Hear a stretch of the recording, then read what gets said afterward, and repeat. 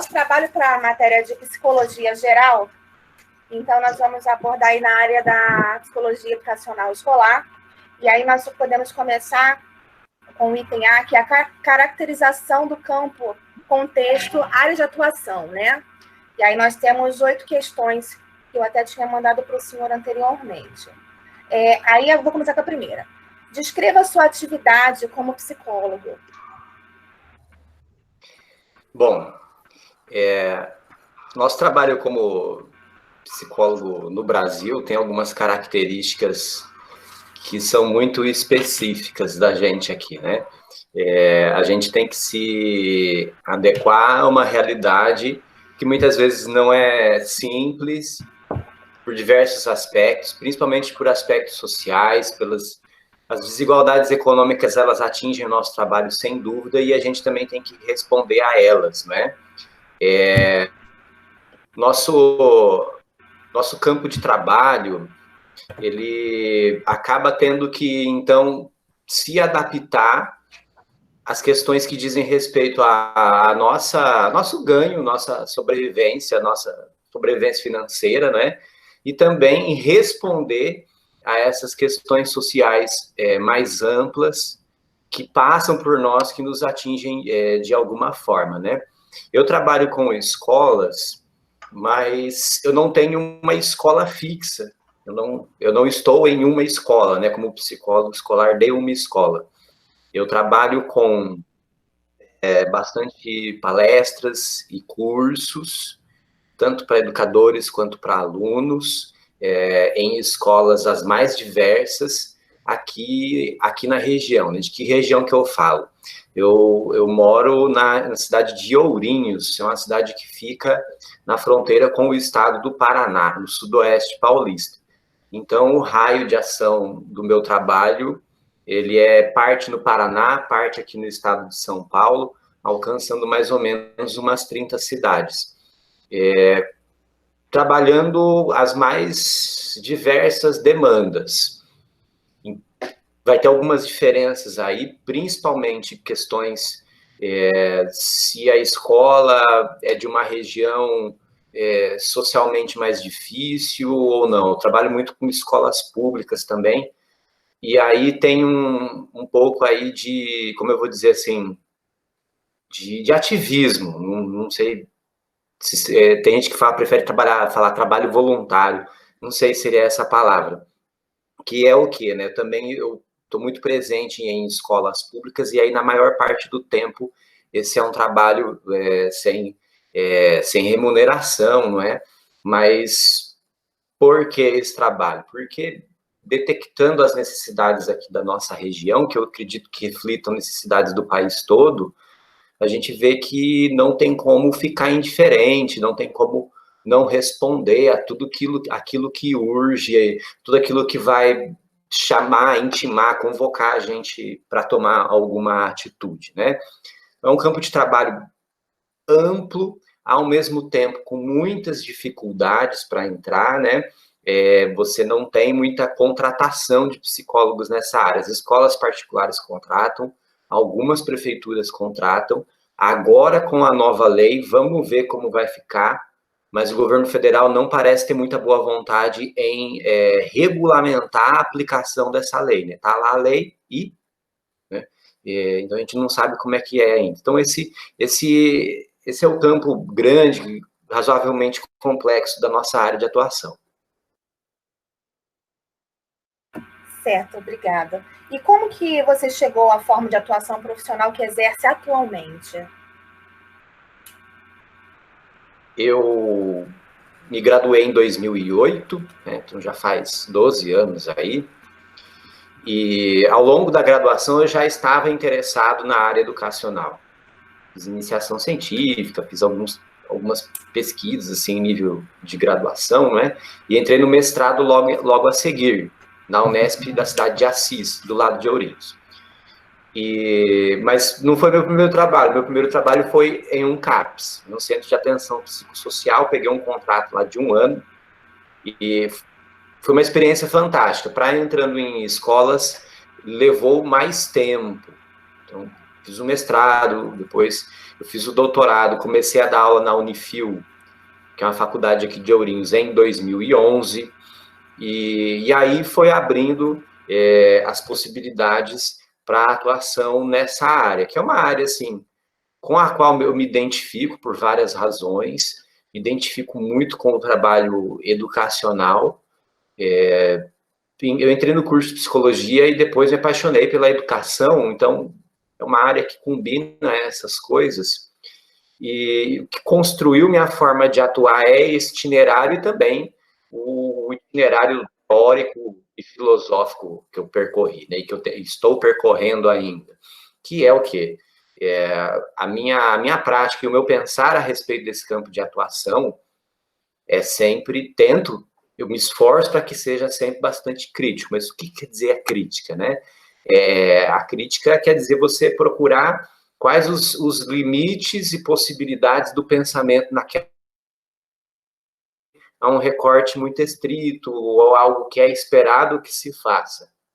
Então, a minha atuação, também das pessoas que eu conheço, com quem eu estou sempre dialogando a respeito desse tipo de trabalhos próximos a esse da educação, é sempre no sentido de enxergar como a educação pode ser uma instituição ou uma dinâmica social ou um aparelhamento social para a verdadeira promoção social. As exigências tradicionalmente feitas de conteúdo, de obediência e assim por diante, né? Então, a gente entra na escola para facilitar, para auxiliar no processo de ensino-aprendizagem, mas entendendo que isso é mais amplo do que aprender conceitos, do que aprender técnicas, do que aprender a ler e escrever, e assim por diante. Certo. Você considera que realiza alguma atividade nova, emergente, não tradicional, no seu campo de trabalho? E o que seria uma atividade nova para você? Pode dar um exemplo para a gente? Essa é uma ótima pergunta, sabe? E ela traz uma discussão que tem como é que eu vou dizer assim, tem uma casca de banana para escorregar aí, sabe? A psicologia escolar e educacional é a primeira área de psicologia aplicada da história da psicologia. Então, a psicologia veio lá do Wundt, né, lá da década de 1870, e era uma disciplina tentando se divorciar da filosofia, achar seu próprio caminho, e era puramente teórico, experimental, de laboratório, né? A psicologia escolar é a primeira área de aplicação da psicologia, antes da clínica. E mesmo assim, muito do que a psicologia escolar e educacional propõe, primeiro, fica devendo à clínica ainda, a refém de um modelo oriundo da clínica, do atendimento individual, da preocupação com patologias, da preocupação com psicodiagnóstico, né? Aquele recorte muito individual. E mesmo no Brasil, a gente tem aí, pelo menos, desde a década de 1970, a psicologia escolar educacional separando, se distanciando daquela origem mais clínica. Mesmo assim, muito do que a gente faz parece muita novidade, sabe? Parece muita novidade, até mesmo para colegas de profissão que conhecem pouco a nossa área. Vocês entendem que eu estou falando da década de 1970, né? Então, assim, o fundamental do nosso trabalho, que eu trabalho com grupos dentro da escola, que é a análise institucional, que é você não pensar só no aluno como um indivíduo que precisa ser disciplinado, curado, ajeitado, consertado, não é? Isso aí tem 5 décadas já. Tem 5 décadas já. Mas mesmo assim, é uma prática que parece ter um eterno ar de novidade. Mas por quê? Porque a encomenda, né, aquilo que a escola e a sociedade espera da gente, ainda é uma encomenda muito clinicizante. Então, esperar que a gente encontre patologia, que a gente conserte os alunos, né? Que a gente faça a escola ter um suposto funcionamento perfeito. Suposto funcionamento perfeito seria esse, né? Silêncio e obediência. Nem conteúdo muitas vezes é. Então, assim, eu faço algo de muito novo. Não, porque assim, que eu faço tem muita bibliografia que fala, mas muita, e não é de ontem, não é de 2008, não é de 1990, sabe? É mais antigo ainda. Tem muita gente mesmo que já fez, não é? Mas ainda parece que impressiona, às vezes causa um pouco de rejeição, às vezes as pessoas assim, nossa, eu nunca pensei que psicologia podia fazer isso. Nossa, gente, estão fazendo há décadas já, né? Acho que assim, no meu caso bem específico que eu posso destacar, a minha prática com palestras, principalmente quando as palestras são para os alunos, não é? Eu sempre faço o possível para dar voz para eles.